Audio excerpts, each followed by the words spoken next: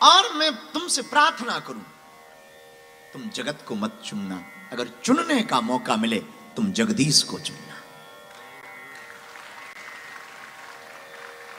और अगर प्रार्थना करूं और तुम्हें मौका मिले भगवान से मांगने का, तो तुम संपत्ति, वैभव, यश, कीर्ति, धन, निरोगी काया, लुगाई, बच्चे, जो भी मांगना वो बात अलग है, पर कभी भगवान से मांगने का मौका मिले ना, कभी सदगुरु से, अपने गुरु से मांगने का मौका मिले ना, तो भगवान से भगवान को ही मांग लेना। तुम हमारे हो जाओ बस। अगर तुम हमारे हो गए तो सब कुछ हमारा हो जाएगा। इसलिए आज का सूत्र बड़े काम का है। तुम्हारे पास सब कुछ है, बस प्रसन्नता नहीं। तुम्हारे पास सब कुछ भगवान ने दे रखा है, और पूरी जिंदगी तुम एक मकान बनाने में गुजार देते, पूरी जिंदगी एक घर को घर बनाने में तुम गुजार देते, और फिर भी तुम्हारा घर घर नहीं बन पाता। कभी विचार करना, तुम जिस परिवार के लिए जी रहे वो तुम्हारा कभी साथ नहीं देता। कभी विचार करना, तुम जिसके लिए जीते हो वो कभी तुम्हारे साथ खड़े नहीं होते।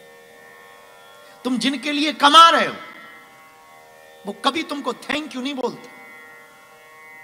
और विदेशों की तो हालत खराब है। लोग हमसे पूछते हैं भारत में कि आप विदेश जाते क्यों?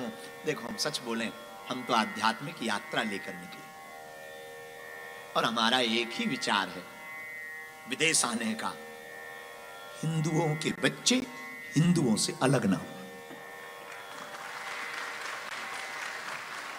तुम्हारी संस्कृति तुमसे अलग ना हो। तुम ऑस्ट्रेलिया में रहो, मेलबर्न में रहो, पर्थ में रहो, या फिर आप अन्य देशों में भी रहो, कोई दिक्कत नहीं साहब। जहां मजे से रह सको रहो। विचार भले ही नए हो, पर तुम्हारे संस्कार पुराने होने चाहिए। आज तुम हो लेकिन अधूरे हो। तुम्हारे बच्चे तुमसे बात नहीं करते, बड़े होते हैं छोड़ के भाग जाते हैं। कल्चर के नाम पर, कभी सभ्यता के नाम पर, कभी उम्र के नाम पर, कभी मॉडर्न जमाने के नाम पर, कभी फ्रेंड के नाम पर, कभी लुगाई के नाम पर तुम अकेले पड़ जाते। तुम फिर दीवारों से बात करते, तुम फिर रोते हो कि किसके लिए कमाया, किसके लिए रखा। तुम टूट जाते हो, और तुम्हें कुछ समझ नहीं आता। तुम डिप्रेस हो जाते हो, डिप्रेशन में हो जाते हो, फिर तुम तनाव में पहुंच जाते, और धीरे धीरे तुम्हें अपनी जिंदगी नर्क लगने लगती। क्यों? बुरा मत मानना, उसका एक ही कारण है, तुम्हारे बच्चों में संस्कार नहीं है। आप कहो कि महाराज हम तो देना चाहते पर बच्चे लेना नहीं चाहते। अगर बच्चों को संस्कारी बनाना है तो विस ब्रेन के पागलो, पहले मां बाप को कट्टर संस्कारी बनना पड़ेगा। मां बाप संस्कारी होंगे तो बच्चे संस्कारी होंगे। उसके बाद भी कोई निकम्मा निकले तो भगवान भला करे।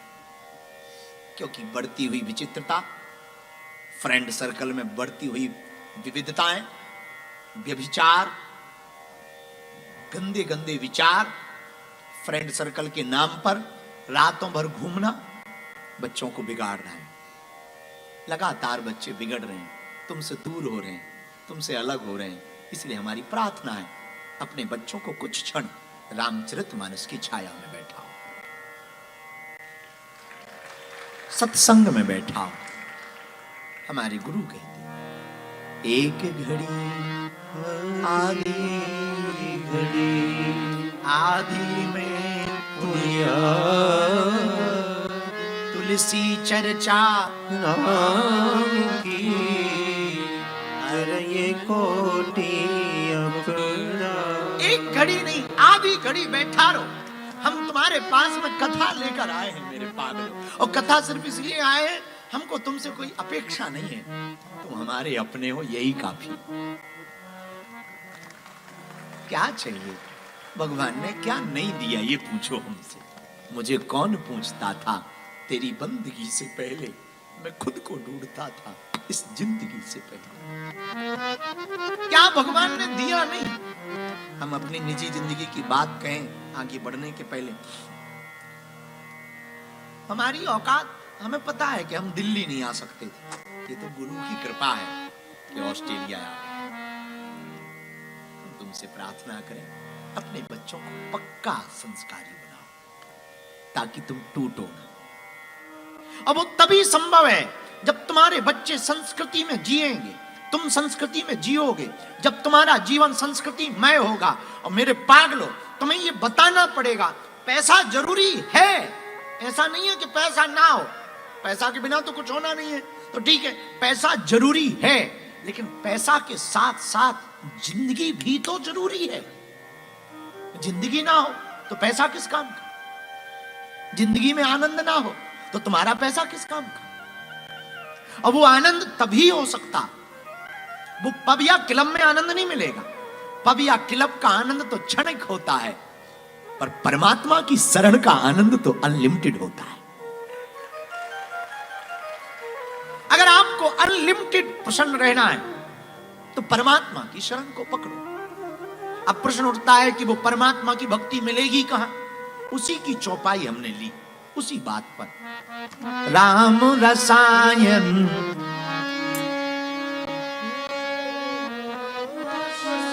सदा रहो रघुपति के दास। वो भगवान मिलेंगे कहां? वो भगवान कण कण में है, विस्मरण में भी परमात्मा है, यहां भी है, पर वो दिख क्यों नहीं रहा भाई?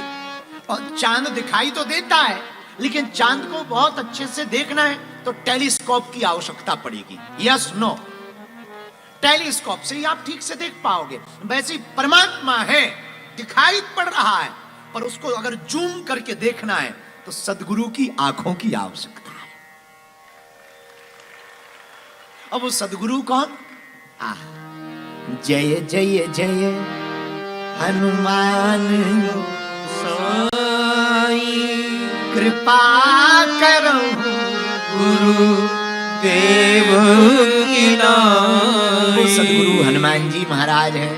तो उन हनुमान जी की चरण शरण में अगर विस्मरण वाले ऑस्ट्रेलिया वाले पागलो तुम आ जाओगे, हम सच बताएं तुम्हें, हम आए ही इसीलिए। तुम हनुमान जी के हो जाओ, हनुमान जी तुम्हारे हो जाए। तुम्हारे जीवन में राम भक्ति आ जाए, तुम्हारे जीवन में भारतीय संस्कृति कूट कूट कर भरी रहे, तुम्हारे बच्चे पक्के राममय हो जाएं, ताकि तुम्हें जिंदगी में रोना ना पड़े, और रोना भी पड़े तो प्रभु की याद में रोना पड़े। अब वो तभी राम भक्ति मिलेगी जब हनुमान जी की शरण पकड़ोगे, क्योंकि हनुमान जी के पास ही वो रस है। राम रसायन तो मेरे पास, वो रस हनुमान जी के पास है, जिस रस को पाने से हम राम भक्ति पा सकते हैं। इसलिए हमारी हाथ जोड़कर तुमसे प्रार्थना है, इस रस को अगर तुम्हें प्राप्त करना है तो हनुमान जी की शरण पकड़ो। अब प्रश्न उठता है कि हनुमान जी की शरण कैसे पकड़ें? हनुमान जी का चरित्र सुनकर। अब हनुमान जी का चरित्र कहां सुने? विस्मरण के हॉल में हो रहा है, आ जाओ। अच्छा महाराज, यहां पर थोड़ी थोड़ी तो समझ में आती, पर पूरी समझ में नहीं आती। कोई बात नहीं, जितनी समझ में आती उतनी सही। बिल्कुल ना समझने से थोड़ा समझना तो बेहतर है ना। और महाराज कई बार हमारा कथा में मन नहीं लगता, और टेंशन नहीं, बहुत बढ़िया है। मन तो तुम्हारा कई जगहों पे नहीं लगता, फिर भी लगाए रहते ना। कई लोगों का घरवाली में मन नहीं लगता, फिर भी घर में रहते हो ना। अब क्या करोगे? मन है, मन तो मन है, नहीं लगता, कोई टेंशन नहीं, बैठो। अब कभी रेलगाड़ी पे बैठे हो, हवाई जहाज पे बैठे हो? हवाई जहाज पे तो बैठे होंगे, चील गाड़ी। हमने हवाई जहाज का नया नाम रखा है, चील गाड़ी। हवाई जहाज पे कौन कौन बैठा? सभी बैठे ना? हाँ ठीक है, पूछने की जरूरत नहीं। अच्छा, कभी पायलट आया तुम्हारे पास कि तुम्हारा मन लग रहा है तो हम उड़े? आया कभी पायलट पूछने आया तुमसे कि भाई साहब, सर आपका मन लग रहा है तो हम उड़े, नहीं लग रहा तो हम अभी ठहरे रहे रनवे पर? ऐसा पूछा कभी? थारो मन लगे ना लगे, तुम बीमार पड़े या तुझको कुछ और आ जाए, टेक ऑफ होके रहेगी। और जहां तक की टिकट कटाई है वहीं लैंड होगी, चाहे जो हो जाए। भैया वैसी कथा में मन लगे या ना लगे, तू बैठ जा। तेरे बच्चे का मन लगे या ना लगे, बैठा उसे कथा में। ये जिंदगी की कथा की गाड़ी भी परमात्मा के यहां टेक ऑफ लैंड होकर के रहेगी। हनुमान जी की शरण में ये लैंड होकर के रहेगी। मन लगे या ना लगे इससे कोई फर्क नहीं पड़ता है, आप बैठो। पर हाँ, एक प्रार्थना हमारी है, तुम्हारा कथा में बैठना बड़ी बात नहीं है, कथा का तुम्हारे दिल में बैठना बहुत बड़ी बात है। तो राम जी कब मिलेंगे? जब हनुमान जी की कृपा होगी, क्योंकि हनुमान जी के पास क्या है? राम रसायन तुम्हारे पास राम रसायन तुम्हारे पास, राम रसायन तुम्हारे पास, सदा रहो रघुपति के दासा, सदा रहो रघुपति के दासा, सदा रहो रघुपति के दासा, सदा रहो रघुपति के दासा। सीताराम सीताराम सीताराम, सीताराम सीताराम सीताराम, सीताराम सीताराम